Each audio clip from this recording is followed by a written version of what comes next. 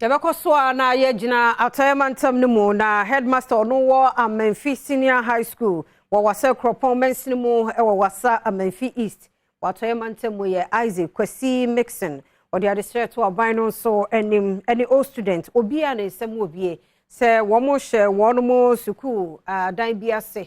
osre ombeto asoma won afi mmesue no emanimu so oni AdomTV kase edinkomo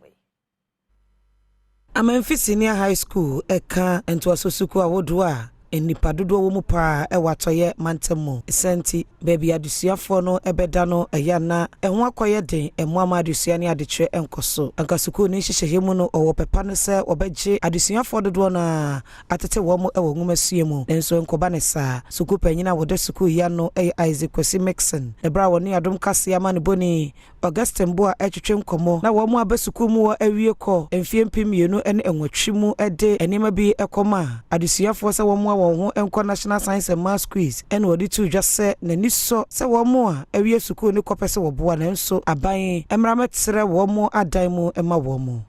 basement level na contractor no abandon project no ko e nti be pese project e wa hanyina no aban be hwe na obepaja project no mu na nkwa no etumi esua de Mayenko Akyem Ayerebi Senior High School ye no wacheman samensinimo we poye mantemo nso a wanya mfihia aduasa ma wonameno so de ato adadafo a wo ma free school nimu ene nyumakuo ahodo se wo mra meboa wo monema ahodo a eboa ma adesua ne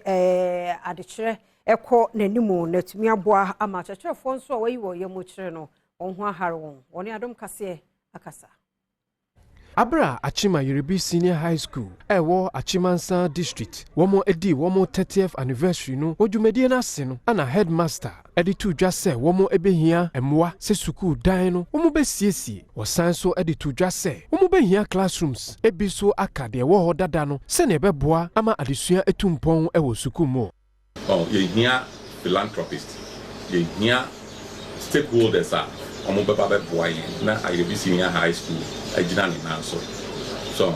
into my appeal we say at least first of all should go to the government. They should turn their eyes to Ayerebi Senior High School because we have a lot of challenges, and apart from that also other corporate bodies and like my speech me kind me say ye sick bay library and a master's bungalow sanyo mami and sawi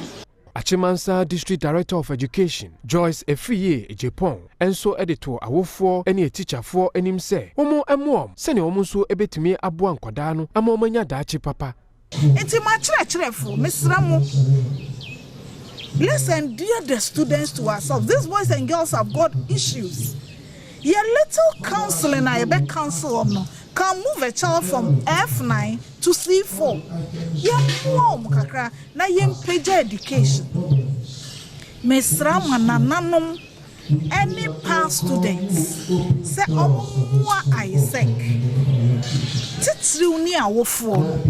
Ebi o wa mu call for deba na muni awofo yin kasa ene ye da Ghana ban asepa. The government has taken a greater percentage of second cycle education.